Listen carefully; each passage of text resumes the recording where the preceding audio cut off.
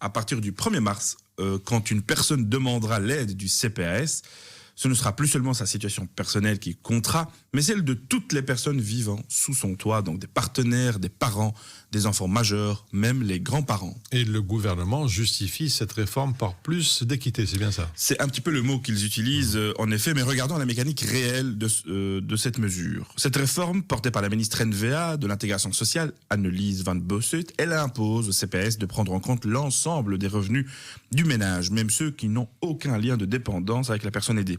Et pourtant, le Conseil d'État a été très clair. On est face à un grand recul de la protection sociale, sans justification chiffrée, sérieuse, ni démonstration d'un gain budgétaire réel qui justifierait la mesure. Et surtout, en fait, ce texte touche le droit de base au revenu minimum, qui est, rappelons-nous, le dernier filet, celui qui existe précisément pour éviter le pire. Et alors, ce qui va être concrètement touché par cette mesure? Ce sont toujours les mêmes, cher Tariq, c'est des jeunes de 18 ans, majeurs de familles très précaires qui sont encore aux études, par exemple.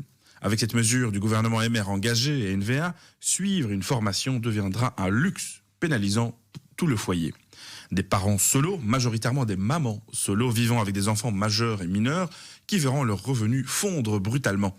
Et puis ces situations invisibles, mais qu'on connaît quand même très fréquentes, une famille pauvre qui héberge un grand-parent à la pension trop faible pour vivre seul et trop pauvre pour être en maison de repos.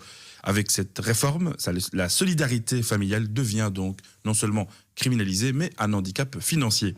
On appelle ça un statut cohabitant dans le jargon technique, mais en réalité c'est un prix de l'amour, un prix que seuls les plus précaires vont payer. Déjà aujourd'hui, le revenu d'intégration maintient largement sous le seuil de pauvreté avec le fameux taux cohabitant. Nos auditeurs doivent le connaître très bien, quelques-uns d'entre eux en tout cas qui sont en CPS, on tombe à 876 € par mois maximum.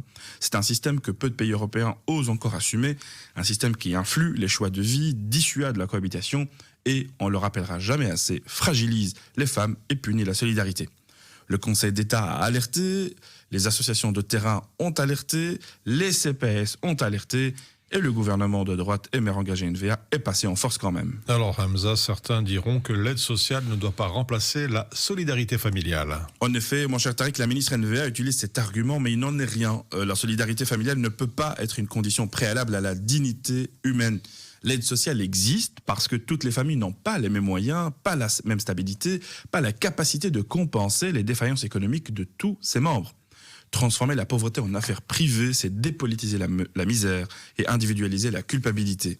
Et surtout, c'est oublier que, même quand les budgets sont sous pression, le droit à une existence digne n'est pas négociable dans un État qui se veut encore démocratique.